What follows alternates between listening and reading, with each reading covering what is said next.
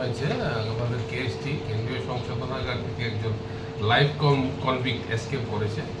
তো ওর এই কেসের ইনভেস্টিগেশনে আমরা দুজনকে আমরা অ্যারেস্ট করেছি এবং ইনভেস্টিগেশন আমাদের চলছে এটা ট্রেস করার জন্য। স্যার কী নাম তাদের? একজনের নাম মফিজ মিয়া, মোহাম্মদ মফিজ মিয়া, আর একজনের নাম হচ্ছে তপন রবিন। কি করতো তারা?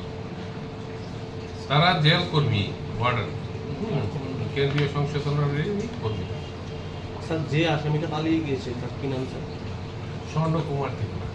তাকে খোঁজার জন্য কি কোনোখানে তল্লাশি চালানো হয়েছে? সমগ্র প্রসিডিউর করা হচ্ছে, তাকে তল্লাশি করার জন্য যা যা করণীয় সব কিছুই করা হচ্ছে। স্যার জেল থেকে কীভাবে পালিয়ে গিয়েছে এবং কোনো সমগ্র প্রক্রিয়াটাই আমরা ইনভেস্টিগেশন করে দেখছি। ইনভেস্টিগেশন করার জন্যই তো আমরা তাদেরকে অ্যারেস্ট করেছি এবং যাবতীয় যা ইনভেস্টিগেশনের ফর্মালিটি আছে সব কিছু করা হবে।